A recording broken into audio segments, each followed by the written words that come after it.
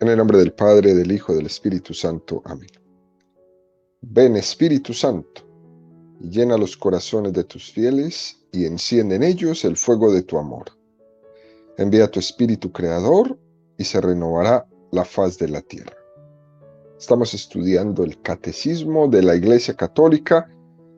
Primera parte, la profesión de la fe. Segunda sesión, la profesión de la fe cristiana. Capítulo segundo, creo en Jesucristo, Hijo único de Dios. Estamos ahora en el artículo tercero.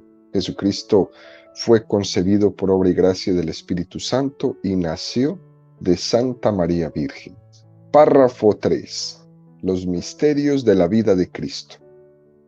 Venimos a desarrollar, ¿no?, el tema de los misterios de la vida de Cristo, y ahora entramos en este primer apartado donde el Catecismo va a dedicar 8 números a su desarrollo. El día de hoy vamos a profundizar en 4 de estos 8 números con el tema que tiene como título Los rasgos comunes de los misterios de Jesús. Número 515 del Catecismo dice: los evangelios fueron escritos por hombres que pertenecieron al grupo de los primeros que tuvieron fe y quisieron compartirla con otros. Habiendo conocido por la fe quién es Jesús, pudieron ver y hacer ver los rasgos de su misterio durante toda su vida terrena. Desde los pañales de la natividad hasta el vinagre de la pasión y el sudario de la resurrección, todo en la vida de Jesús es signo de su misterio. A través de sus gestos, sus milagros y sus palabras, se ha revelado que en él reside toda la plenitud de la divinidad corporalmente. Su humanidad aparece así como el sacramento, es decir, el signo y el instrumento de su divinidad y de la salvación que trae consigo. Lo que había de visible en la vida terrena conduce al misterio invisible de su filiación divina y de su misión redentora. Número del Catecismo realmente precioso. Miremos cómo nos pone unos elementos fascinantes este número, ¿no? El dogma católico dice que los evangelios están inspirados por el Espíritu Santo.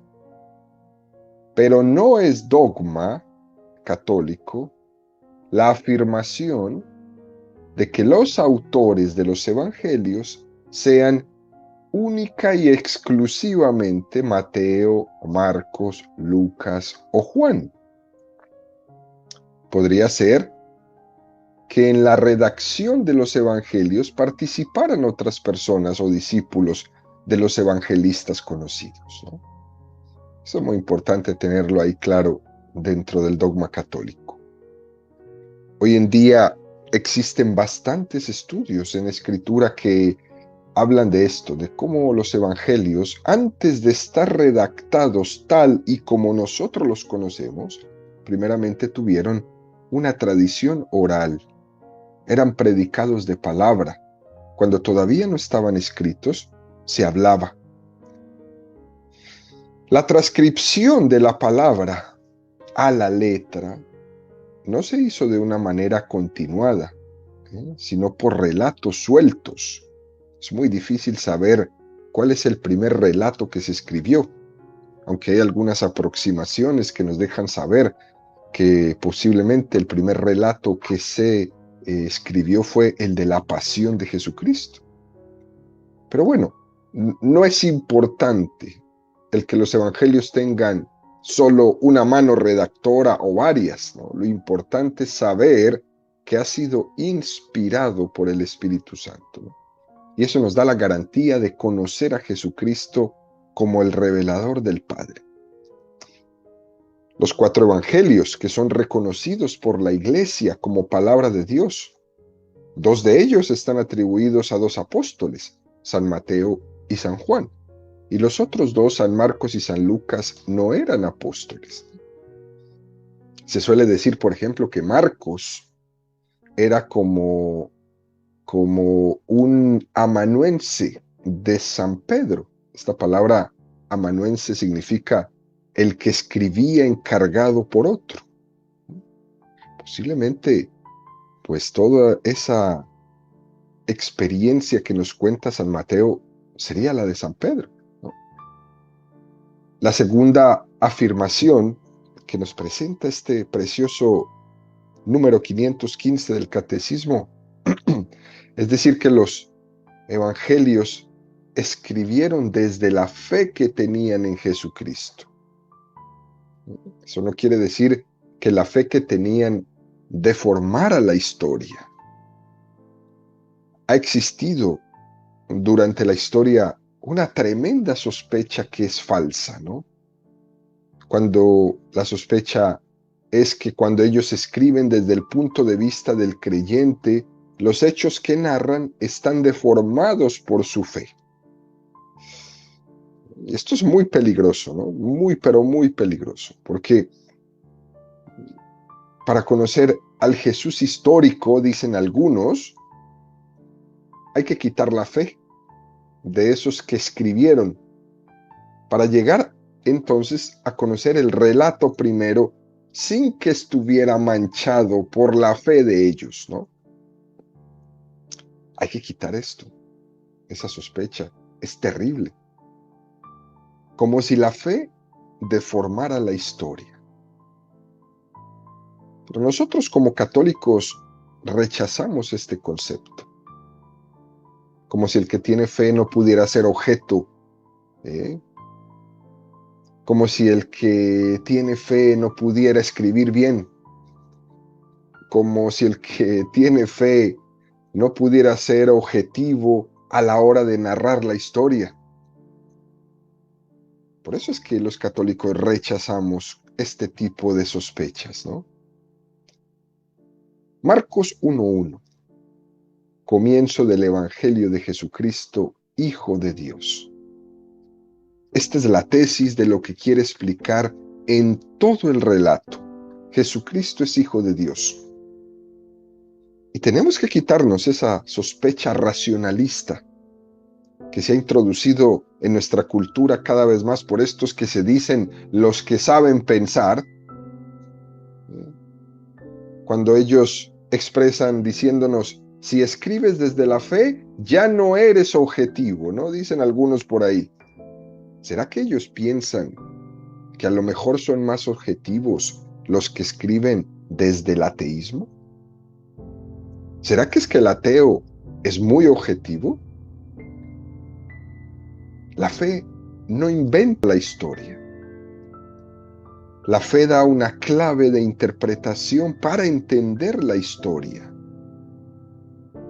Pero no te creas muy inteligente porque dices que eres ateo. Tampoco te creas muy inteligente porque te has propuesto en tu vida negar todo lo que una persona con fe cree. Eso de inteligencia no tiene nada. Continúa el número 515 diciendo, lo envolvió en pañales y lo acostó en un pesebre. Vemos cómo los evangelistas han sido capaces de ver signos del misterio que a lo mejor otros nunca hubieran visto. Fíjense qué cosa tan hermosa esto de lo envolvió en pañales, para que el catecismo rescate esta partecita, ¿no? ¿Qué tienen que ver una envoltura en un pañal? Los evangelistas, al escribir desde el punto de vista de la fe, pues les recuerdan la profecía del Antiguo Testamento que nos habla del nacimiento humilde del Mesías. Había un pesebre, no nació en palacio. Desde la fe es un signo de que Dios está aconteciendo. Lo primero que se hace con un bebé es envolverlo en pañales. Es un signo de que Dios está manifestando en la carne, de una manera humilde, pañales y pesebre. Mateo 27:48. Enseguida uno de ellos tomó una esponja con vinagre, la sujetó a una caña y le ofrecía de beber. Otro hecho genial que nos rescata el Evangelio. El hecho de que Jesucristo le ofrecieran vinagre cuando estaba crucificado. Para un historiador, para alguien que ve este acontecimiento sin fe, podría parecer este detalle insignificante, ¿no? Y ni siquiera contarlo. Pero los evangelistas han visto en ese signo del vinagre un misterio. Porque es que Jesús en ese momento estaba gritando, tengo sed. Ellos lo han interpretado no como una sed física, sino como la sed de Dios, la sed de santidad, la sed de que le respondamos a su llamado, la sed de que respondamos a su vocación, la sed de que la sangre derramada en la cruz no se desperdicie. Jesús, al renunciar a beber el vinagre, está enfatizando que su sed es una sed espiritual, no una sed física. El otro texto que nos presenta, Juan 27. Y al entrar en el sepulcro, vio el sudario que cubría su cabeza, no junto a las vendas, sino plegado en un lugar aparte. Si San Juan no hubiera sido el discípulo creyente y amado del Señor, no se hubiera fijado en el detalle, especialmente en este. ¿Por qué le impresionó tanto aquello que vio en el momento de acercarse a la puerta del sepulcro? Y da un testimonio casi notarial de eso que vio. Pero además estaba viendo en ello un signo. Para Juan, el sudario es un signo del rostro transfigurado de Jesucristo, del rostro resucitado. Ese sudario es un sudario santo, porque ha tocado la figura del rostro muerto de Jesús y ha tocado el rostro resucitado de Jesús. Podríamos seguir en esto cantidades, ¿no? Pero estos ejemplos que nos pone el catecismo nos dan a ver que en la realidad el Espíritu Santo es el que les permite penetrar en la realidad con una luz mucho más potente, que es la luz de la fe y no solamente de la mera racionalidad. Esto es precioso para todos esos queridos amigos, hermanos y hermanas que se dedican a la exégesis de la Sagrada Escritura, ¿no? Y termina este número 515 del Catecismo diciendo que en el fondo la humanidad de Jesucristo, su cuerpo, es como un sacramento, porque es signo e instrumento de la divinidad. Es decir, los evangelistas tienen el don de la fe para comprender los signos que Jesús está haciendo. Así, a través de su humanidad hace un gesto, dice una palabra. Ellos en los evangelios nos dan las claves de interpretación de las palabras, de los gestos y de los signos que Él hace. ¿Por qué? Porque estos están revelando la divinidad del Verbo que esconde la humanidad de Jesucristo. Continúa el catecismo en el número 516 y nos habla de los rasgos comunes en los misterios de Jesús. Dice, toda la vida de Cristo es revelación del Padre. Sus palabras y sus obras, sus silencios y sus sufrimientos, su manera de ser y de hablar. Jesús puede decir, Quien me ve a mí, ve al Padre. Y el Padre, este es mi Hijo amado, escuchadle. Nuestro Señor, al haberse hecho hombre para cumplir la voluntad del Padre, nos manifestó el amor que nos tiene, con los menores rasgos de sus misterios. Fijémonos cómo este número 516 dice, con los menores rasgos de sus misterios.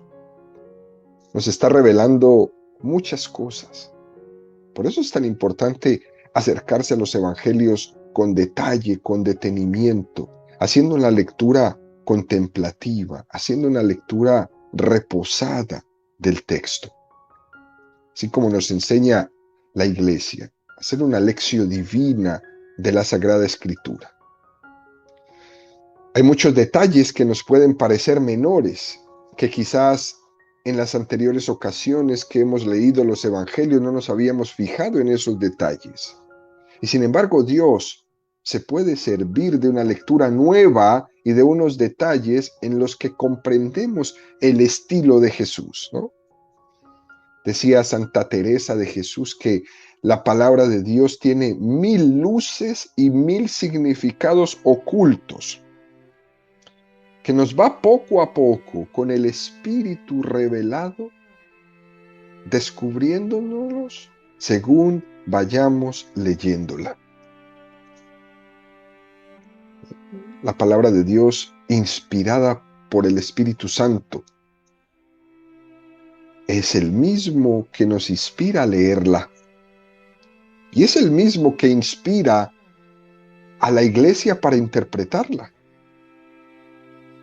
Y esto es una clave que nos da seguridad en la interpretación de la Sagrada Escritura. El mismo que inspiró a los evangelistas y a sus ayudantes para escribirla, es el mismo que inspira a la Iglesia para interpretarla.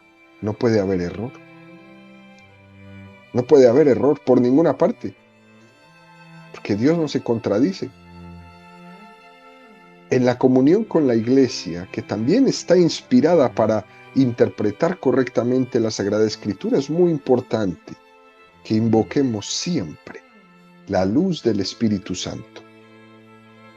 Es muy importante que seamos contemplativos, incluso en los rasgos menores, en los detalles, con sus palabras, sus obras, sus silencios, sus sufrimientos. Si alguien tiene una lectura contemplativa de los evangelios, también se fija en estos detalles, en los silencios de Jesús. Por ejemplo, en el momento del interrogatorio en la pasión, ¿no? Cuando Pilato le dice, ¿a mí no me respondes? ¿Por qué te callas? Y el silencio de Jesús es tremendo, es misterioso. O el silencio de Jesús cuando Pilato le pregunta, ¿y qué es la verdad? O los silencios de Jesús en su vida oculta. El hecho de que los evangelios cuenten tan poco de esa vida sometida en obediencia a sus padres en Nazaret por 18 años después de la bajada del templo, cuando a los 12 años se les había perdido. Bajó con ellos a Nazaret y les obedecía. O los detalles de los sufrimientos de Jesús. Por ejemplo, el hecho de que haya momentos en los que Jesús abra su corazón para compartir su sufrimiento. Jerusalén, Jerusalén, ¿cuántas veces he querido reuniros como una gallina a sus polluelos debajo de sus alas, pero no habéis querido? Jesús abre su corazón. Y es importante estar atentos a esos momentos para no hacer una lectura fría y distante, para poder entender que los evangelios nos quieren abrir y enseñar el corazón de Jesús. O ese episodio de San Juan, el apóstol amado reclinó su cabeza en el costado de Cristo, ¿no? Es esa imagen del cristiano que se acerca a los evangelios con humildad. Hemos mencionado varias veces en las catequesis esta expresión que tenía Orígenes, cuando decía Orígenes, el corazón de la Sagrada Escritura es el evangelio, son los evangelios. Y el corazón de los evangelios, de los 4 evangelios, es el evangelio de San Juan. Y el corazón del evangelio de San Juan es cuando el apóstol amado reclina su cabeza en el costado de Cristo. Ese es el corazón de los evangelios. En la interioridad de Jesucristo descubrimos la plenitud de la revelación.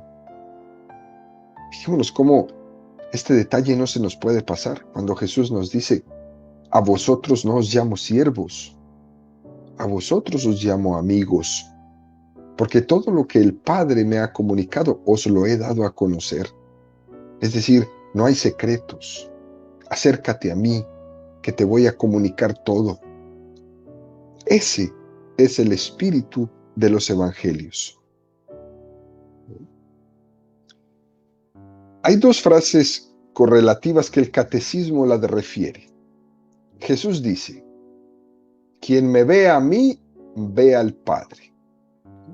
El Padre es invisible, pero en la revelación de Jesucristo adquiere una cierta visibilidad. A través del Hijo que se encarna, podemos, tocando al Hijo, tocar al Padre. El Padre, en las teofanías del bautismo y de la transfiguración, dice, este es mi Hijo amado, escuchadle. Es decir, el Hijo nos remite al Padre y el Padre nos remite al Hijo. Por tanto, no hay rasgos menores en los evangelios. No hay detalles insignificantes en los evangelios. El Señor nos puede llegar a iluminar la vida en un momento determinado por algo que antes no le habíamos prestado atención.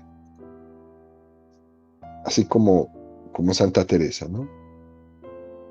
Cada vez los evangelios nos dan 1000 luces que antes ese texto que lo había leído por años no me había dicho, hoy me lo dijo.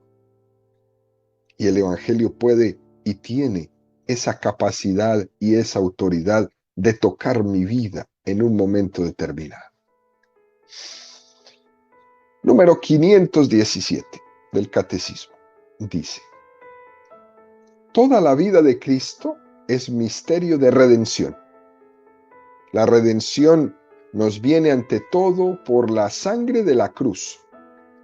Por este misterio, pero este misterio está actuando en toda la vida de Cristo, ya en su encarnación, porque haciéndose pobre nos enriquece con su pobreza, en su vida oculta, donde repara nuestra insumisión mediante su sometimiento, en su palabra que purifica a sus oyentes, en sus curaciones y en sus exorcismos, por los cuales Él tomó nuestras flaquezas y cargó con nuestras enfermedades, en su resurrección, por medio de la cual nos justifica.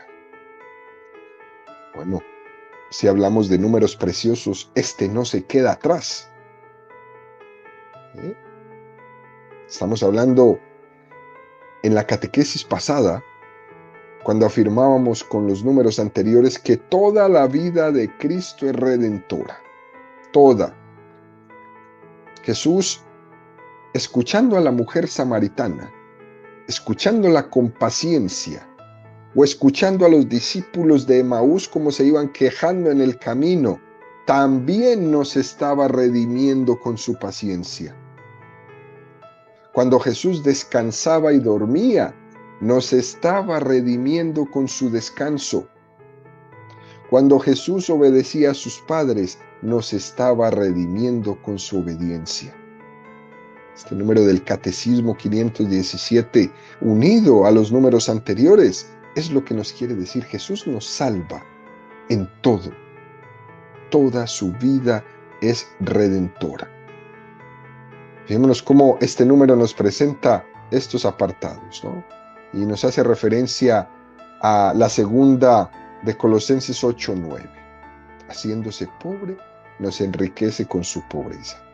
Lucas 2:51 nos habla sobre su sometimiento en la obediencia.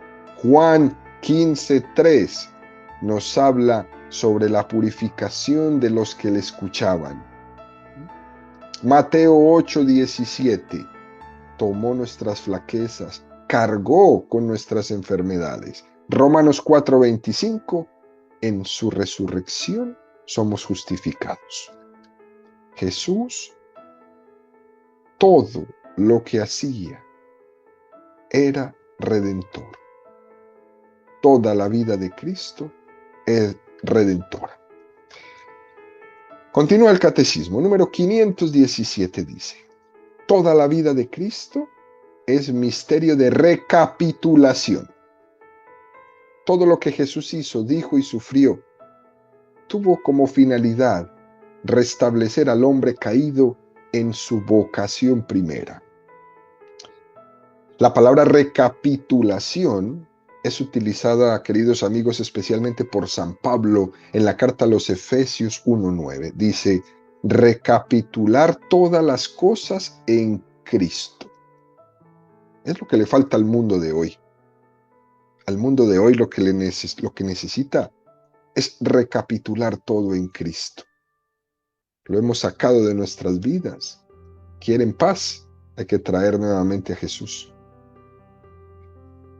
San Irineo, uno de los primeros padres de la Iglesia del siglo II, desarrolló de una manera admirable este tema de la recapitulación. Y el Catecismo esta mañana nos cita el texto de San Irineo precioso que dice: cuando se encarnó y se hizo hombre, recapituló en sí mismo la larga historia de la humanidad, procurándonos en su propia historia la salvación de todos. De suerte que lo que perdimos en Adán, es decir, el ser imagen y semejanza de Dios, lo recuperamos en Cristo. Por lo demás, esta es la razón por la cual Cristo ha vivido todas las edades de la vida humana, devolviendo así a todos los hombres la comunión con Dios. Es decir, San Irineo nos dice, el misterio de la recapitulación es como si se nos diera la posibilidad de que volvamos a los orígenes, desandar el camino equivocado, que volvamos a nacer de nuevo. En Cristo, el hombre nuevo, se nos da la posibilidad de comenzar el plan de santidad que Dios tiene para nosotros. Por eso San Irineo dice, convenía que Jesús viviera toda la vida humana, que fuera un embrión, que fuera un feto, que fuera un bebé, que fuera un niño, que fuera un adolescente, que fuera un joven, que fuera un adulto. Porque en la medida que Jesús asume, redime. Hay un precioso principio que tiene la cristología que dice, lo que no se asume, no se redime. Jesús lo asumió todo. Asumió también la muerte, que a él no le correspondía, pero la asume. Porque lo que no se asume, no se redime. Es importante que confesemos la encarnación plena. Jesús no es una apariencia de un hombre. Jesús no es un tridimensional. Jesús es carne de nuestra carne y sangre de nuestra sangre. Y es que si no lo fuera así, no estaríamos redimidos. A esto es a lo que se le llama recapitulación. Jesucristo es nuestro hermano mayor, aquel que viene a buscar al hermano pequeño. No se dejan la lucha por buscarle y volverle a la casa del Padre con él. La redención es volver a traer a casa del Padre a los hijos que se habían escapado de la casa. Y el drama de nuestro mundo es que muchos de nosotros no queremos volver a la casa del Padre. Efesios 1, 9, 10.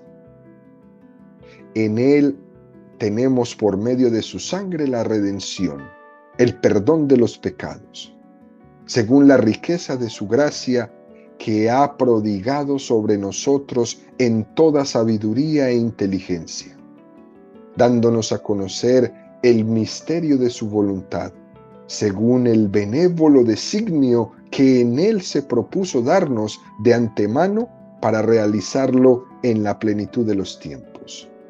Hacer que todo tenga a Cristo por cabeza, lo que está en los cielos y lo que está en la tierra.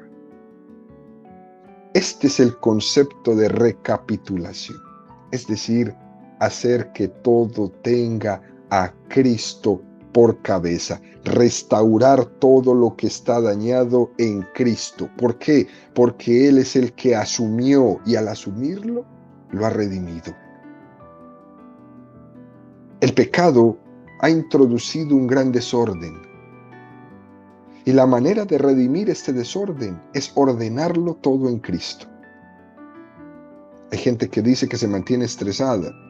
A lo mejor es que está muy desordenado. Hay que ordenar las cosas otra vez. Hay muchas personas que nos dicen, ¿no?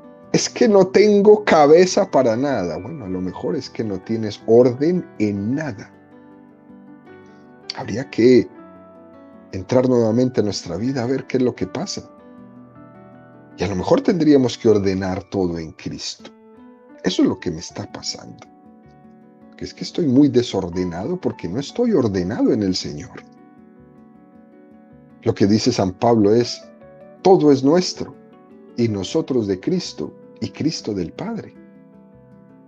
Si hacemos del mundo, donde todo tenga a Cristo por cabeza, el trabajo, el descanso, el deporte, la familia, el estudio, si hacemos de Cristo cabeza de todo eso en nuestra vida, a eso es lo que le vamos a llamar una recapitulación. Jesús, y concluimos con esto, queridos amigos, a través de su vida, lo que nos está enseñando es que todo tiene que volver al Padre según el plan que el Padre tenía. Y Él, como nuestro hermano mayor, es el que se ha comprometido a regresarnos a cada uno de nosotros, los que queramos, a regresarlos al Padre. Dios creó todo el mundo para que le diera gloria, para que le diéramos gloria. ¿A quién? Al Padre, al Hijo y al Espíritu Santo.